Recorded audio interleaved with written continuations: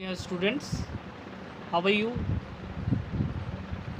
I am feel better, and then in last few days we have to discuss about the GK subject, but today we have to start the again the social study of chapter number 12 of class 5.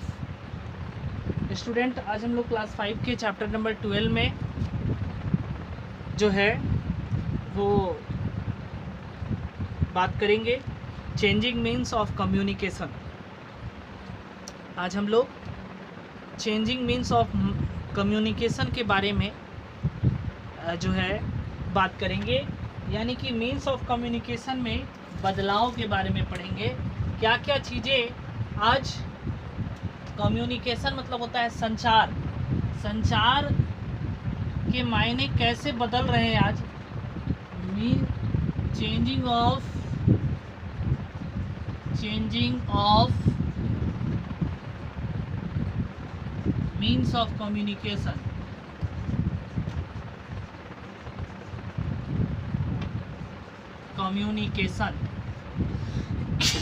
Sorry, changing of means of communication.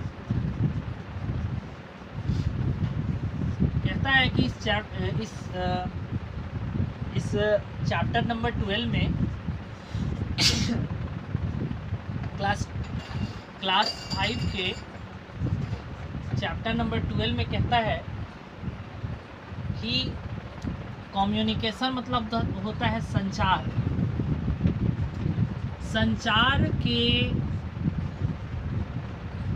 मायने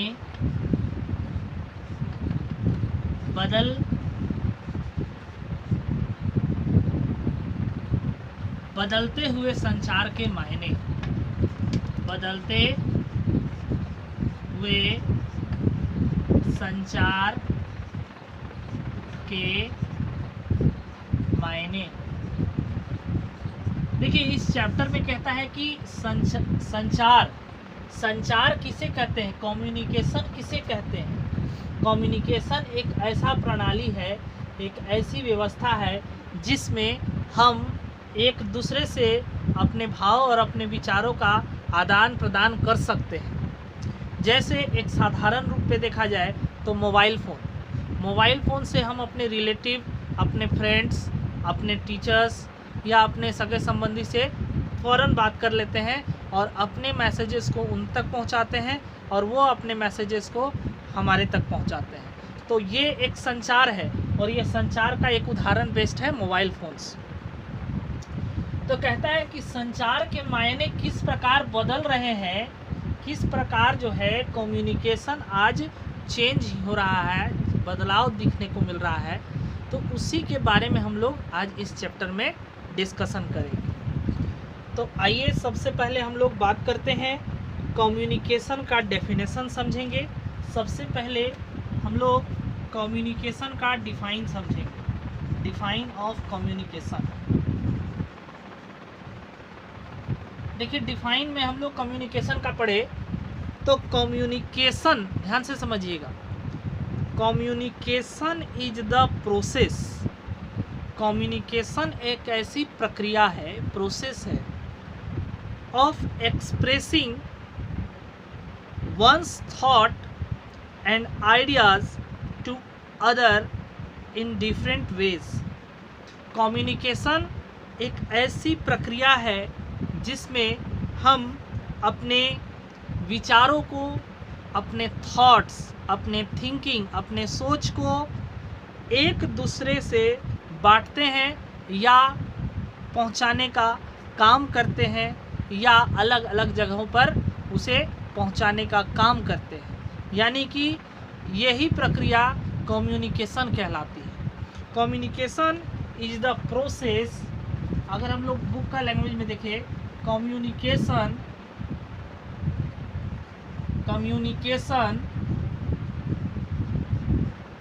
is the process of expressing ideas, अपने विचारों को दूसरे के समक्ष प्रस्तुत करना, प्रकट करना। एक्सप्रेस करना मतलब अपने फीलिंग को एक्सप्रेस कर रहे हैं। क्या फीलिंग है?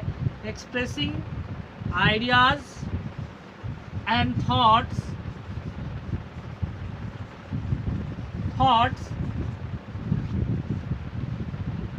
To others. दूसरे लोगों के समक्ष हम अपने विचार को और अपने सोच को जब हम दूसरे के प्रकट करते हैं, दूसरों को बताते हैं, तो यही प्रक्रिया कम्युनिकेशन कहलाती है। इन डिफरेंट वेज, अलग अलग चीज़ों, डिफरेंट तरीके से, चाहे मोबाइल फ़ोन का यूज़ करें, मैसेज का यूज़ करें, व्हाट्सएप का यूज़ करें, फेसबुक का यूज़ करें, जो है सोशल नेटवर्किंग साइट का यूज़ करें, या आप जो है टीवी के माध्यम से, रेडियो के माध्यम से, तो ये सारी चीज़ें एक कम्युनिकेशन है। टेलीफोन के माध्यम से, फैक्स के माध्यम से, तो ये जो है डिफरेंट वेज है जिससे कि हम अपने आइडियाज़, अपने विचार को, अपने थॉट्स, अपने सोच को एक दूसरे के समक्ष प्रस्तुत करते हैं। उसी को हम लोग कम्युनिकेशन कहते हैं। इसे ही हम लोग संचार कहते हैं। यानी कि संचार से हमें तात्पर्य है कि संचार एक ऐसी प्रक्रिया है जिसमें हम अपने विचार और अपने सोच को दूसरों के प्रति प्रकट करने का काम करते हैं। कम्युनिकेशन के बारे में तो हम लोगों ने समझा कि कम्युनिकेशन क्या है। आगे चलते हैं। कम्युनिकेशन के बाद है इसमें ही कुछ बातें हैं जिसको हम लोग आगे पढ़ने का काम करते हैं। चलो, कहता है कम्युनिकेटिंग विथ अदर्स। अगर हम लोग किसी के साथ कम्युनिकेट करते हैं, जुड़े रहते हैं, with other can help us feel happy and less lonely. तो हमें कभी भी अकेला महसूस नहीं होता है और हम कभी हमेशा खुश रहते हैं।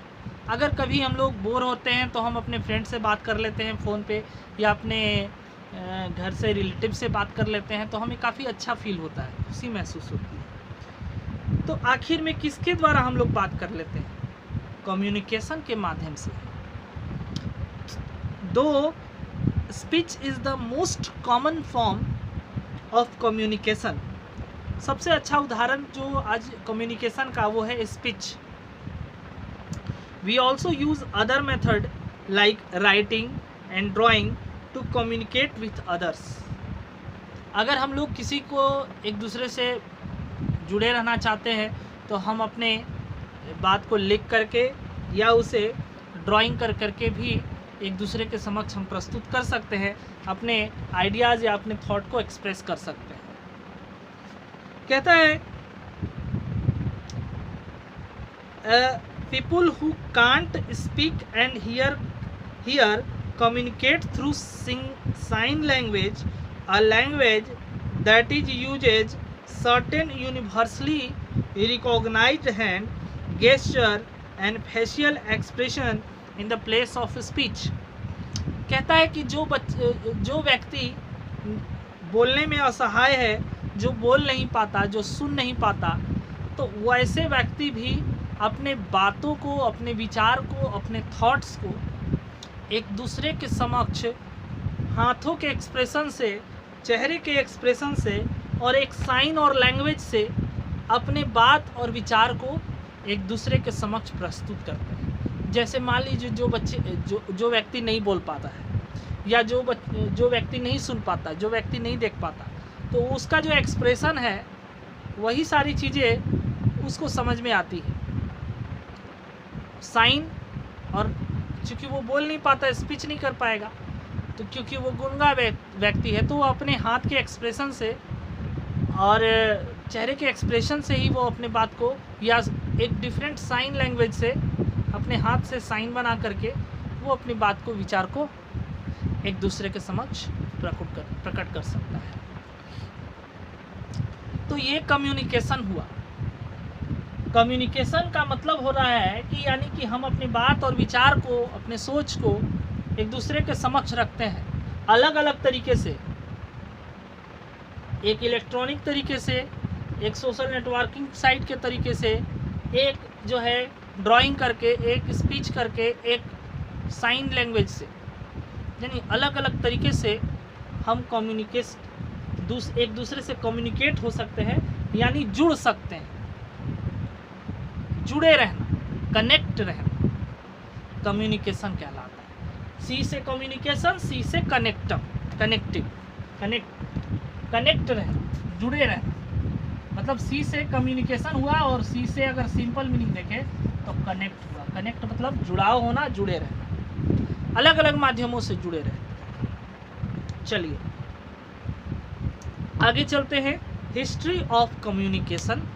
फिर हम लोग कम्युनिकेशन के बाद हम लोग कम्युनिकेशन कहाँ से आया, कम्युनिकेशन जो है कैसे मालूम चला कि लोग एक दूसरे से कैसे जुड़े, क्यों हम लोगों को एक दूसरे से बात करना है, विचार प्रकट करना है। तो इतिहास, अगर हम लोग कम्युनिकेशन के इतिहास के बारे में देखें, हिस्ट्री ऑफ कम्युनिकेशन, कम्युनिकेशन का इतिहास बहुत पुराना है। चूँकि इतिहास जो है कम्युनिकेशन का क्या कहता है, आगे हम लोग सुनते हैं और समझते हैं।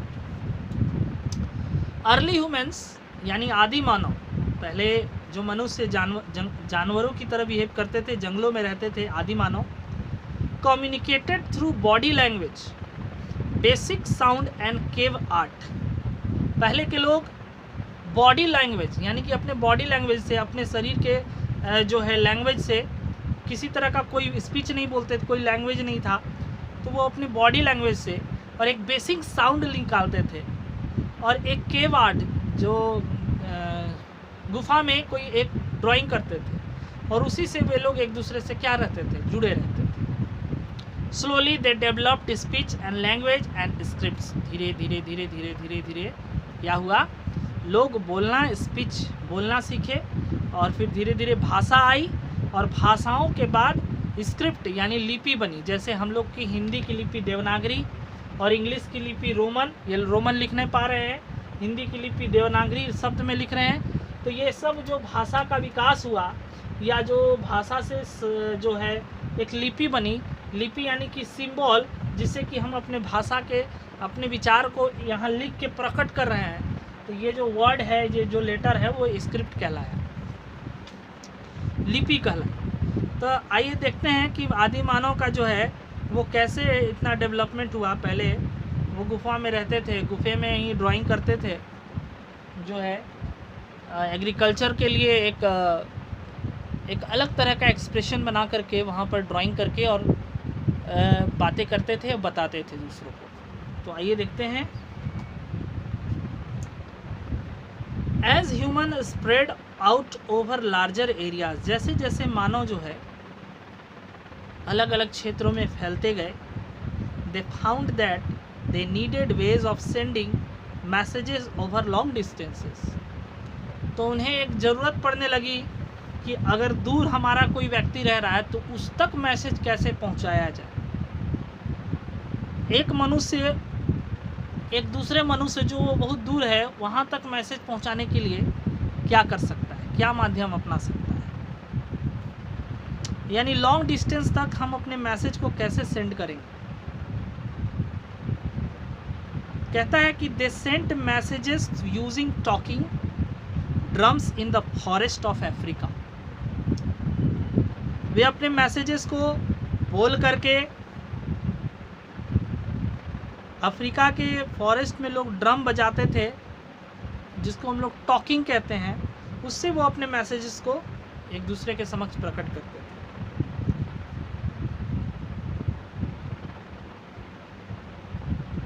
ड्रमर जो था, जो ड्रम बजाने वाला होता था, वो ड्रमर क्या सेंड करता था मैसेज सबको जाके दूर दूर।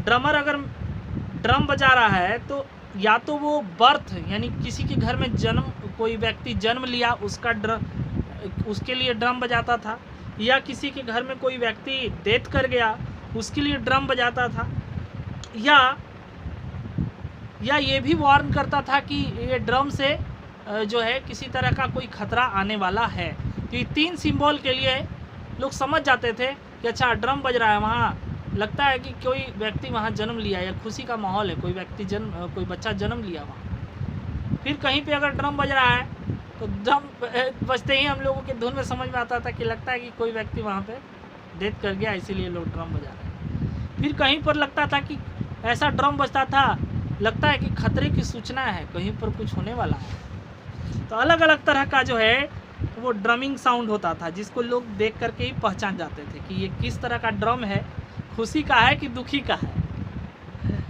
चलिए, other used runner and riders on horseback as a messengers. कुछ लोग घुड़सवारी कर करके मैसेंजर्स जो हैं वो घुड़सवारी करते हुए वो या कबूतर का उपयोग करके उसमें लेटर पैक्ट करके और एक स्थान से दूसरे स्थान तक भेजते थे। It would often take several days for messages to reach their destination. इसे एक स्थान से दूसरे स्थान तक मैसेज पहुंचाने के लिए कबूतर का उपयोग करते थे, घुड़सवारी करके मैसेजेस एक दूसरे तक पहुंचाते थे, घोड़े पे बैठ करके और घुड़सवारी करके और यहाँ से वहाँ जाते थे दूर और वहाँ मैसेज पहुंचाते थे, या कबूतर में चिट्ठी डाल करके उसको कुछ लिख करके कबूतर में के पैरों में बांध देते थे और वो कबूतर उड़ता हुआ पहुंच जाता था। अब पता नहीं कि वह कबूतर वहाँ पहुँचा भी कि नहीं पहुँचा, ये नहीं मालूम है ना, लेकिन लोग पहले पिजन को मैसेंजर कहते थे, मैसेंजर पिजन, क्योंकि वो कबूतर जो था वो मैसेज पहुँचाने का काम करता था एक डेस्टिनेशन से दूसरे डेस्टिनेशन। ये तो था हिस्ट्री ऑफ कम्युनिकेशन, इतिहास में पढ़ रहा हूँ कि पहले के लोग कैसे कम्युनिकेट होते थे। ओवर द पास्ट 100 ईयर्स, 100 साल बीत जाने के बाद, however communication has been completely transform. 100 साल बीत जाने के बाद कम्युनिकेशन पूरी तरह से आज कम्प्लीटली बदल चुका है। टुडे, आज, we can send and receive message instantly. आज हम लोग मैसेज को भेज सकते हैं या रिसीव कर सकते हैं इंस्टेंटली, तुरंत। Even to people who live in distant corner of earth. Even to people, लोगों को जो पृथ्वी के हर एक कोने में रह रहे हैं। Distances have shrunk so much that we are said to be living in a global villages. कहता है कि आज गांव में भी लोग बहुत ही डिस्टेंस पे रह रहे हैं, लेकिन आज गांव की भी दूरी धीरे धीरे मिटती जा रही है और उसका कारण है 2 टाइप्स ऑफ कम्युनिकेशन।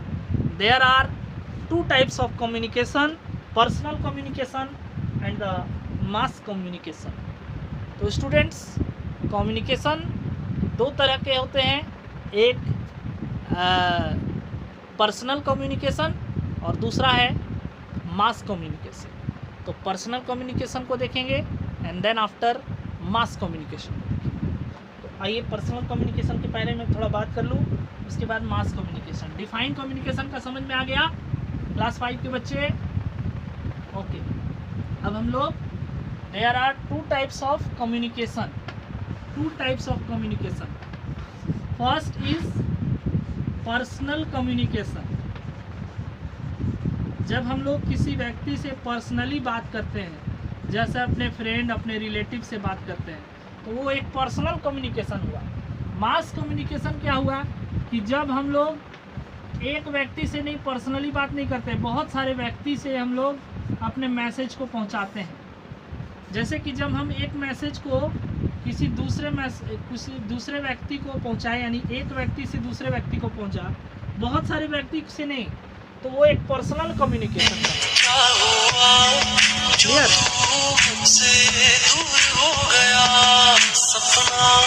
यानी कि पर्सनल कम्युनिकेशन और मास कम्युनिकेशन, इसको हम लोग अगले क्लास में और बेटर तरीके से पर्सनल और मास कम्युनिकेशन को अंडरस्टैंड करेंगे, और उसके बाद फिर हम लोग अगले अध्याय में चलेंगे। पहले इसको पर्सनल और मास कम्युनिकेशन को अगले क्लास में हम लोग और बेटर तरीके से इसको अंडरस्टैंड करने की कोशिश करेंगे। तो बच्चों, thank you to joining me and thank you to cooperate me to see the videos and watching me. Thank you and have a nice day.